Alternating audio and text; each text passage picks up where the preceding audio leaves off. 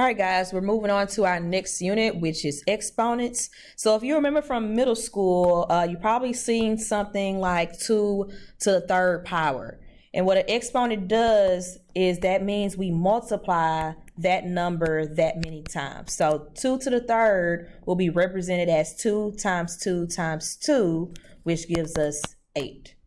Okay, so exponents, that just means we write that number that many times and we multiply. Okay, so of course we know with algebra 1 we have variables, we have letters.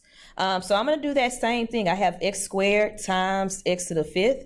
So this means I have x times x, and I have x times x times x times x times x. Okay, and what's going to happen is I'm just going to count how many x's I have. So if you count, I have a total of 7 x's, and my answer is x to the 7th power. Okay, for my next one, I have y times y to the 4th. Anytime you have an exponent or a variable rather that's by itself, that variable is going to be, or the exponent is going to be 1. Okay, so I'm going to have y times y to the 4th, which is y times y times y times y. Okay, my total number of y's that I have is 5, so my answer is y to the 5th. Okay, my next one, you see we have 2 letters here, so we're pretty much going to be just expanding this out. So I'm going to have r times r times r times r. Then I'm going to have s times s times s times s times s times s. Okay, then I'm going to have r times r. Then I'm going to have s. Okay, so this is representing the 4 r's that I have. Then my 2 r's are here.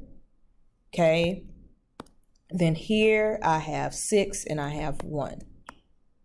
Okay, so I'm still going to just be counting this all up. So I'm going to have r to the 6th and s to the 7th power.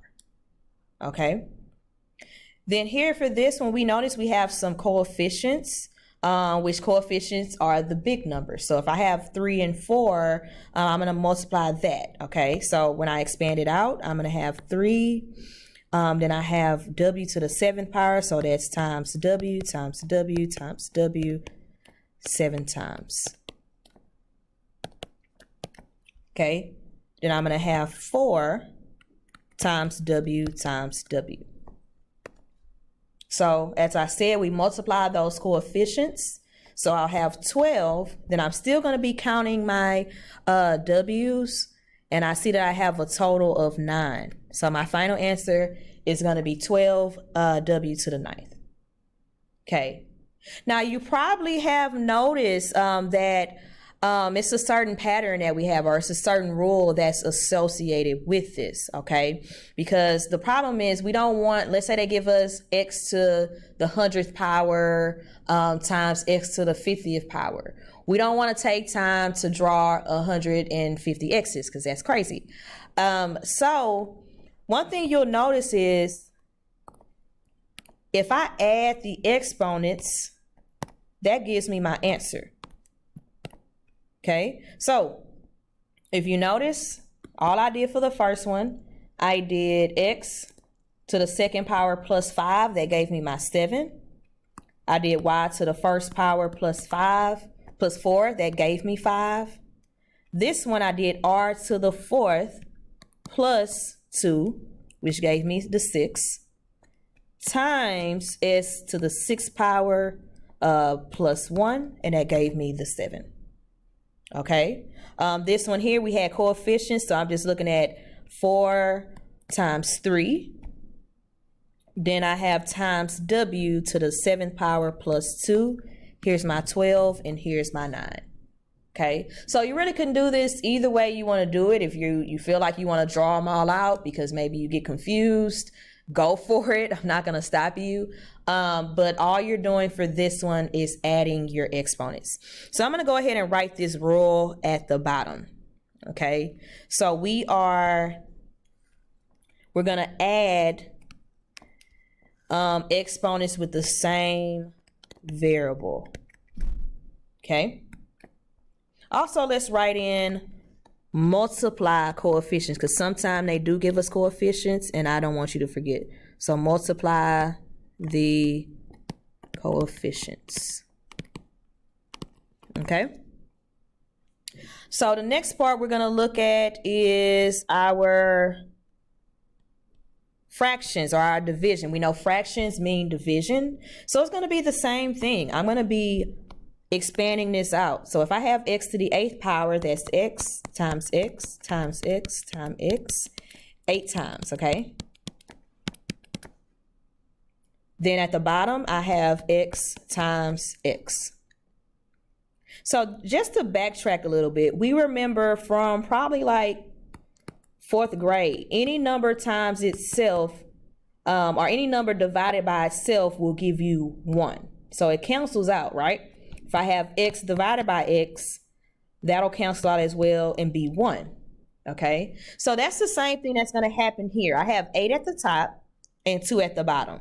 So this one will cancel out this one will cancel out this one, okay? So those are pretty much, that just became 1, and I'm going to look at the amount of x's I have left, and I have 6 of them. So my answer is going to be x to the 6th power. Okay, my next one, I have coefficients. So I'm going to have 10 times y times y times y times y divided by 5 times y. It's only one of those. Okay, so I'm still dividing. So if I have coefficients, I'm thinking of that as 10 divided by 5, which is 2. And then the y here will cancel out that y at the top that divides out, and I'm left with 3y. So my answer is 2y to the 3rd power. Okay. Then my next one, I have 2 variables this time. That doesn't make it any harder. We're just going to write out or expand out our letters. So I have x to the 4th power, and then I have y to the 7th power. So we're going to draw those out. Okay, then at the bottom, I have x to the 1st power times y to the 2nd power. So I have x times y times y. So same thing. And let's color this so we don't get confused.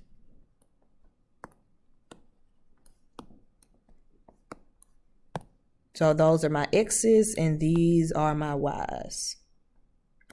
Okay, so this x will cancel out this x. So I'm left with 3 x's. Okay, so I'm going to have x to the 3rd power. Then this is going to cancel out this y. This y will cancel out this y. And I'm left with 5y. So I have y to the 5th power. Okay, so it's that same thing. All I'm doing is counting what I have. Okay. So it's another rule associated with this, which you've probably noticed by now. Whenever we divide, if you look at my exponents, you should see that we are just subtracting. Okay, so our rule for this one is to subtract. So this is like saying x to the 8th power minus 2. That's how I got our 6. This one we did 10 divided by 5 times y to the 4th minus 1, and we got 2y to the 3rd. Okay, then this one we had x to the 4th minus 1 and y to the 5th minus 2. Okay, which that gave me that x to the 3rd, and excuse me, that's a 7. Okay, and that gave me 7 minus 2, which is 5. Okay, so let's go ahead and write in our rule. When we're doing the quotient rule, that means we're going to subtract exponents with the same variable. And also let's write in divide the coefficients. Okay. Now you'll see on your STAR exam, they do give you a formula sheet. So whenever you see problems that's formatted like this, you're going to be using the product rule. Okay? Whenever you see problems like this, that will be the quotient rule. Okay? So again, product rule, you add the exponents with the same variable. Quotient rule, subtract the exponents with the same variable.